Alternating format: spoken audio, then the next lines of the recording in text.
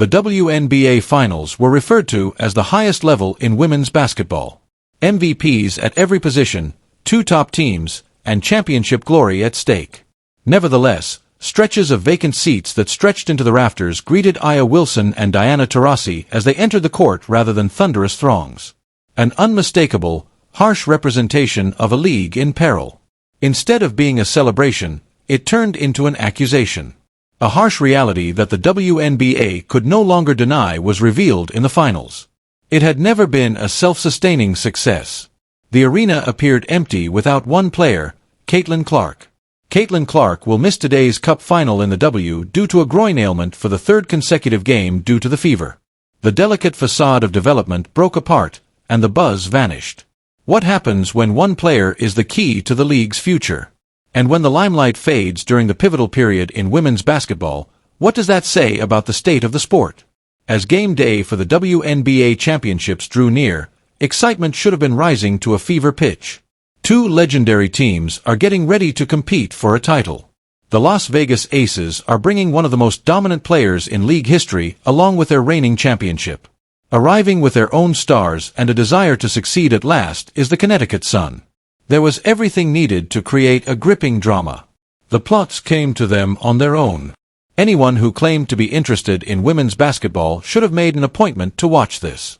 Confusion gave way to astonishment when fans began looking up ticket costs. Tickets for championship games might be purchased for as little as $30. Not nosebleed seats concealed by structural pillars. One in real comfortable chairs with direct views of the court where history was purportedly going to be made. A finals game costs $30. Within hours, the number turned into a joke that went viral on social media. The average base wage for players was $9.7 million. That's a significant compensation gap. It has long been a problem. Screenshots were being shared by people who had never watched a WNBA game before, and they were wondering how this was possible. How could dinner at a mid-range restaurant be worth more than a professional sports league championship? A harsh reality of the market was reflected in the pricing. There was just no demand. The real paying audience for finals basketball had vanished, despite months of media portraying the WNBA as a league on the upswing and countless pieces about expansion, momentum, and mainstream breakthrough. Every area of every arena displayed availability on ticket websites. Months before they were supposed to be sold out, e-premium seats were waiting for customers who never showed up. The secondary market, which usually drives up championship prices, had completely collapsed. Demand-driven resellers were frantically attempting to get rid of inventory at a loss. The obvious factor that league executives declined to openly acknowledge was highlighted by industry analysts. Caitlin Clark wasn't having fun. Prior to the finals, the Indiana Fever had been eliminated. Caitlin Clark, the star of the Fever and the WNBA, will not participate in tonight's away game against the New York League. The enormous crowd that had watched every second of Clark's first campaign left with them. Television viewership for her games was consistently higher than anything the league had ever seen. When the Fever came to town, arenas that had trouble filling seats suddenly packed out. Sales of merchandise surged. Engagement on social media increased dramatically. All of this was directly related to a single athlete who managed to turn women's basketball into a must-watch event for millions of casual viewers. Those casual admirers vanished without her. They had not become ardent supporters of the WNBA. They had not grown interested in other teams or devoted to the league. They specifically pursued Clark and didn't intend to see her play basketball. This dependence was brutally revealed in the finals. The momentum of the regular season had been created on a foundation that disappeared as soon as the key player was removed. Finals are meaningless. For moments like these, Aya Wilson had dedicated her entire career. Years of putting up with seasons when no one was around. Years of struggle for acknowledgement that never materialized. Years of faith that the sport will finally receive the recognition and attention it deserved for its excellence. As the league MVP and one of the most powerful players in women's basketball history, she made it to the finals. Raises it, then lowers it over Kalani Brown's outstretched arm. In front of what ought to have been a thrilling audience, she was prepared to defend her title. Instead, what she discovered shattered something within her. Wilson looked up from the court and surveyed the arena during the first game's warm-ups.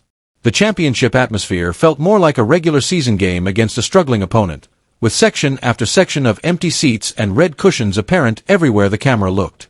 In front of an embarrassingly sparse crowd, the woman who had led her team throughout the season and performed at a level few athletes have ever attained was getting ready for the most important game of her life. She whispered the words that would sum up the entire series, "Guys, the finals are here." There was no mistaking the incredulity in her voice. This was not the haughtiness of a star who anticipated adoration. When an athlete faced the disparity between what she was getting and what she had achieved, she was truly shocked. Diana Taurasi handled the same situation with her usual candor. Diana Taurasi is the top scorer. Looking at those empty seats, one of the best players in WNBA history, a veteran who had witnessed the league through every stage of its existence, understood exactly what they signified. The discourse of development, advancement, and at last being taken seriously vanished in the face of unexplainable visual proof. Crowds that would have been underwhelming for a Tuesday night game in the middle of the season were being drawn to the league's biggest showcase. Honored, Taurasi didn't hide behind tactful non-answers in her post-game interview. "Holly is with the GOAT. With roughly 4 seconds remaining in the game, your best friend Sue Bird gets up to make a three-pointer." The weight of someone who had made sacrifices for years in anticipation of this moment was evident in her statements. Moments like this are what you've worked for your entire career, and all you can hope is that others would care enough to attend. Decades of frustration were encapsulated in that one sentence, the never-ending battles for improved working conditions, compensation, benefits, and respect. All of this was purportedly leading to a time when women's basketball will at last receive the recognition it so richly deserved. And here it was, the championship, the culmination of everything the league stood for, taking place in front of dispersed spectators unable to pack an arena that wasn't even very big. It was hard to deny the difference from the regular season. Social media erupted with highlights, arguments, and viral moments when Caitlin Clark performed, the arena sold out, and television viewership skyrocketed. The finals without her produced virtually nothing, but mainstream sports coverage did pay heed. Engagement on social media was stagnant. There was very little national coverage. The gaming footage that were typically shared on many platforms vanished into algorithmic oblivion. It seemed as though everyone in the sports world agreed that the title was irrelevant. 96% did not show up. No amount of institutional confidence could change the story the numbers told. 96% of supporters who were asked if they would watch the finals responded negatively. Nearly everyone who had followed the league during the regular season was rejecting a championship series between two outstanding teams with real star power and historical significance. The 4% who responded in the affirmative were viewed as mere curiosity. Courageous individuals prepared to witness something that the vast majority had already written off. The survey findings went viral in their own right. The rejection was so complete that it seemed significant, not because people were celebrating the finals. The WNBA unexpectedly attracted the attention of sports analysts who usually concentrated on other leagues. The announcers were recently rated the best in the WNBA, and our Rich Nye will be joining us live tonight. Hello, Rich. But only because the failure was noticeable due to its spectacular nature. It has nothing to do with championship basketball. The narrative focused on a league that had mishandled its most important moment to the point where the collapse itself became a source of amusement. There was no denying the connection to Caitlin Clark's absence. Her games had attracted television viewers that broke all prior records throughout the regular season. Fever games routinely performed better than the league as a whole. When Indiana visited, road arenas that had long struggled with attendance suddenly sold out. The economics were obvious. Clark was not merely well-liked. Throughout the entire league, she was the main source of fan attention. A distinct genre of commentary emerged based on conjecture over the finals ratings that would have resulted from Clark's participation. If the Fever had become worse, many predicted that tickets would have started at a minimum of $300. There may have been as many as 5,000 seats on the court. Today, Sky took on the Indiana Fever in Chicago. The energy in the venues would have been equal to the stakes.